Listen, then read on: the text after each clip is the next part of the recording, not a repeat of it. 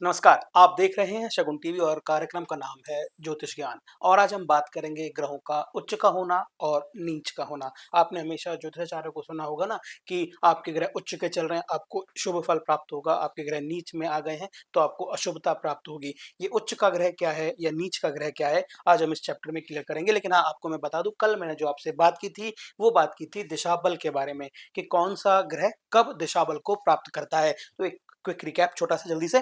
East में बुध और बृहस्पति दिशा बल प्राप्त करते हैं। साउथ में सन और मंगल दोनों दिशा बल प्राप्त करते हैं। वेस्ट में शनि महाराज दिशा बल को प्राप्त करते हैं और नॉर्थ में चंद्र और शुक्र दिशा बल को प्राप्त करते हैं। तो एक क्विक रिकैप। और अब बात करेंगे हम लोग आज के इस चैप्टर में ग्रहों का उच्च का होना या नीच का होना, कि अब कैसे कोई ग्रह उच्च की अवस्था को प्राप्त करता है, कैसे कोई ग्रह नीच की अवस्था में चला जाता है और उसके हिसाब से कुंडली पर आप पर क्या प्रभाव पड़ता है। पहले तो हम ये समझते हैं कि बेसिकली उच्च का क्या हो जाता है, हम क्या है। उच्च का ग्रह क्या होता है, जहां कोई भी ग्रह इस बात के लिए बाउंड हो जाए कि इसे अच्छा फल देना है, वो उच्च की स्थिति होती है। यानी जब किसी ग्रह की वो स्थिति आ जाए कि उसे आपको हर हाल में अच्छा फल प्रदान करना है, तो हो गया उच्च का ग्रह। मान के चलिए कोई भी किसी भी अवस्था में मंदिर में पहुंच जाता है और मंदिर में प्रसाद का वितरण हो रहा है, तो वो भी प्रसाद का वितरण ही करेगा, क्योंकि एक ऐसे स्थान पर आप आ गए जहां आप चाहकर भी बुरा फल नहीं दे सकते। इसे कहते हैं हम लोग उच्च का हो जाना या उच्च फल की प्राप्ति कर देना। तो ये एक मैं कुंडली बना लेता हूं, आपके लिए मैं कुंडली यहां बना देता हूं। कुंडली बना लिया, बिल्कुल ऐसे ही कुंडली बना लो। 12 भाव 12 घर समझाने के लिए मैं बता देता हूं आपको कि कौन सा घर कब उच्च का होगा और कब वो नीच का होगा। सबसे पहले हम बात करेंगे उच्च के घर की। तो समझने के लिए, इस कुंडली को समझने के लिए हम सबसे पहले एक से ही स्टार्ट करेंगे। वो आपकी कुंडली में कोई भी प्लेस कहीं भी हो सकता है, इस बात को आप हमेशा ध्यान रखना। एक रेफरेंस की कुंडली है, इसे रेफरेंस की तरह ही समझें। तो ये कुंडली बना ली, इसमें मैंने कहीं भी कोई भी खाना नहीं लिखा है, लेकिन यहाँ पर मैंने लिखा एक, यानी अगर पहले खाने में सूर्य होगा तो वो उच्च का होगा। ये हमेशा ध्यान रखेंगे, पहले खाने में जब भी सूरज आएगा वो उच्च का होगा। दूसरे खाने की मैं बात करता हूं, इसको हम राशि के हिसाब से भी सोच सकते हैं। पहले खाना यानी मेष, मेष राशि में सूर्य उच्च के होते हैं। दूसरे की बात करते हैं, दूसरा मून, यहाँ पर मून यानी वृष राशि में जब भी सूर्य आएंगे तो वो उच्च के होंगे। जैसे ही मून आएंगे तो इनके साथ राहु भी साथ चलते हैं, तो राहु की स्थिति भी दूसरे खाने में उच्च की हो जाती है। ये याद करने के लिए है, समझने के लिए है, और ये आधार बनता है, कुंडली देखने का आधार है। इसीलिए आप इस वीडियो को स्किप ना करें और ना ही ऐसी कोशिश करें कि जल्दी जल्दी देख लूं ना। इसको समझ लें, रजिस्टर बना लें और लिख लें। और जैसे ही मैं बता रहा हूं, जहां पर मैं बता रहा हूं ऐसे ही लिख लें। ये तो प्रक्रिया लंबी है, आप समझते रहेंगे, एक दो बार देखेंगे तो समझ में आ जाएगा। और मैं कोशिश करूंगा कि आप भी कुंडली बनाकर ही लिखें। कुंडली बनाने से आपको समझ में आता है। पहला खाना, यहाँ पर जैसे ही आप सन लिखें यानी सूर्य, सूर्य जब भी पहली राशि में होंगे, पहले खाने में होंगे, तो वो उच्च के होंगे। दूसरे खाने की बात करते हैं, दूसरे खाने में अगर चंद्रमा होंगे तो वो उच्च के होंगे। चंद्रमा के साथ साथ यहाँ राहु भी आते हैं। वैसे तीसरे खाने के लिए राहु फिक्स है। जब भी राहु तीसरे खाने में यानी मिथुन राशि में आया होगा, क्या अब भी आपको इस बात में कंफ्यूजन है कि तीसरी राशि कौन सी है, चौथी कौन सी है या सातवीं कौन सी है? तो इसके लिए पहली क्लास और दूसरी क्लास यानी चैप्टर 1 और चैप्टर 2 आप एक बार फिर दोबारा रिकॉल कर लें और समझ लें कि 12 राशि कौन सी होती है, 12 के भाव कौन से होते हैं, किस भाव से क्या देखा जाता है। वो पहले चैप्टर में और दूसरे चैप्टर में बहुत आसान शब्दों में बहुत अच्छे से बताया गया है। तो तीसरे भाव में जैसे ही मिथुन राशि में राहु होंगे तो वो उच्च के होंगे। उच्च का एक बार फिर मैं आपको अर्थ बता देता हूं। उच्च का अर्थ होता है कि ग्रह इस राशि में आने के बाद, इस पोजीशन में आने के बाद आपको अच्छा फल देने के लिए बाध्य हो जाते हैं। कंपलसरी है उनको अच्छा फल देना। एक आपको मैं घटना बता देता हूं, रामायण की घटना है। रावण ने एक अच्छा पुत्र चाहते थे, इंद्र को जीतने वाला पुत्र चाहते थे, जिसे उन्होंने बाद में इंद्रजीत का भी नाम दिया। आपको पता होगा कि उन्होंने सभी ग्रहों को अपना दास बना रखा था और उस पोजीशन के लिए कहा कि आप पहले प्लेस पे चले जाओ सूर्यदेव, आप इस प्लेस पे चले जाओ चंद्रदेव।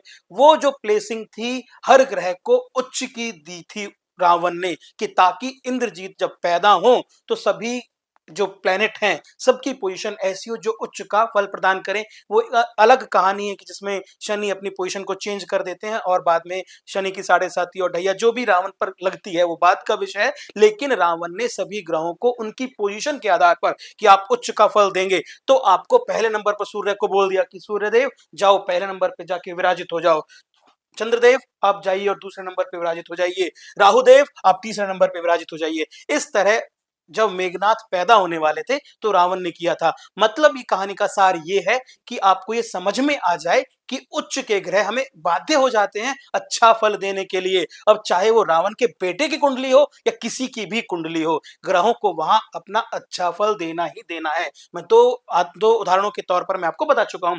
अब मैं बात करूंगा यहाँ चौथे घर में।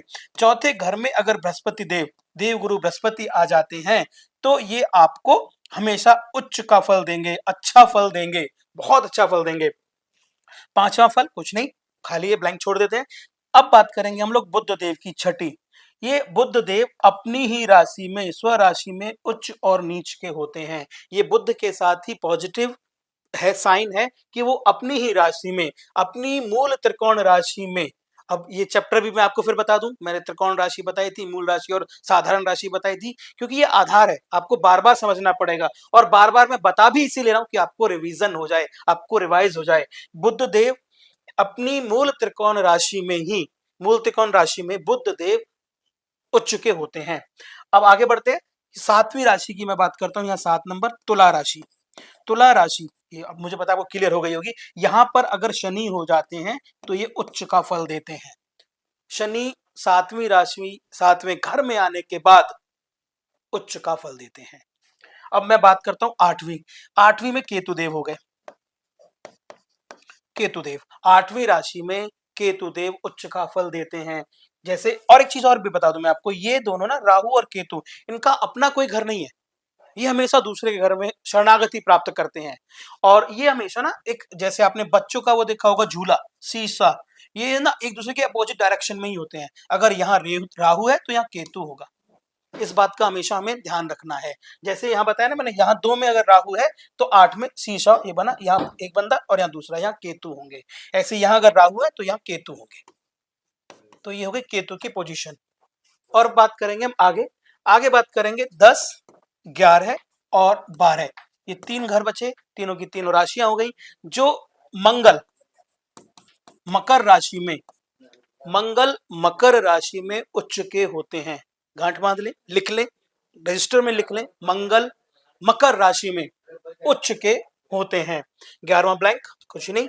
और शुक्रदेव 12वीं राशि में, इच्छा पूर्ति का घर शुक्रदेव अगर यहाँ 12वीं राशि में आपके आ गए तो आप मीन राशि में शुक्र उच्च को प्राप्त करते हैं और वो आपको शुभ फल देने पर बाध्य हो जाते हैं। मैं एक बार फिर बता दूं कि कोई भी प्लेनेट उच्च का तब होता है जब वो आपको अच्छा फल देने के लिए बाध्य हो जाए, बाध्यता प्राप्त कर ले, उसको फोर्सली देना ही पड़ेगा। अच्छा, अब ये तो गई उच्च के घर की बात। अब मैं थोड़ा सा और इसको एलिब्रेट कर देता हूं और कहता हूं कि नीच का घर क्या हुआ। अब नीच का घर जानने के लिए इसी कुंडली को यहां हम लोग 7 से स्टार्ट कर देते हैं, मान के चलते हैं, इसको मैं 7 लिख देता हूं। 7वां घर तुला, सन अगर 7वीं राशि में सन होंगे तो वो नीच के होंगे, ठीक है, यहां 8 हो जाएगा। फिर 8वीं राशि में मून नीच के होंगे। 9, 9वीं राशि में राहु नीच के होंगे। 10वीं राशि में बृहस्पति नीच के होंगे। बहुत सिंपल समझने की कोशिश करनी है, करानी है। इनमें 6 अगर हम लोग बढ़ा देते हैं, जो ये आपने कुंडली बनाई है, जो सीखी है, इसमें अगर हम 6 ऐड कर देते हैं, 6th पोजीशन ऐड कर देते हैं, तो वो उसकी नीच की राशि बन जाती है। जैसे 7वें घर में सूर्य नीच के हो जाएंगे, 8वें घर में चंद्रमा नीच के हो जाएंगे, 9वें घर में राहु नीच के हो जाएंगे, 10वें घर में बृहस्पति नीच के हो जाएंगे और 12वें घर में बुध नीच के हो जाएंगे। पहले घर में आते के साथ ही अगर शनि पहले घर में है, आपके लग्नेश में शनि है, तो वो नीच के होंगे और आपको अशुभ फल देंगे, आपके कर्मों का दंड आपको प्राप्त होने वाला है। दूसरे घर में केतु, तीसरे घर में भी केतु और चौथे घर में मंगल नीच को प्राप्त करते हैं और छठे घर में शुक्रदेव नीच को प्राप्त करते हैं। ये यहाँ पर बुरा फल देने के लिए बाध्य होते हैं। ये अलग मसला है कि उनके पास बल कितना है, वो डिग्री वाइज अगर उनके पास बल अगर कम है तो वो कम बुरा आपका करेंगे। अगर उनके पास बल प्रचुर मात्रा में है, तो आपका वो बंटाधार कर देंगे। तो यह बात हमें समझनी है कि कोई भी ग्रह उच्च का कब होता है और नीच का कब होता है। यानी ये कुंडली बहुत जल्दी-जल्दी मैं आपको एक बार क्विक रिकैप दे देता हूँ।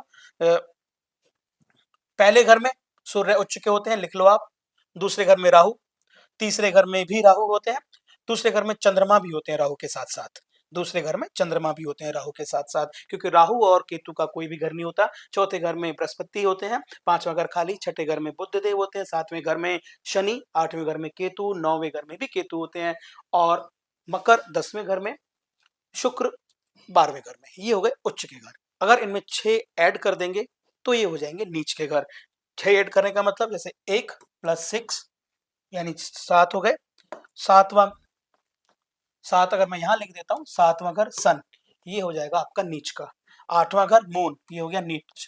9, 10, 11, 12, 1, 2, 3, 4, 5 और 6। तो इस हिसाब से अगर छठे घर में शुक्र होते हैं तो वो नीच के हो जाते हैं।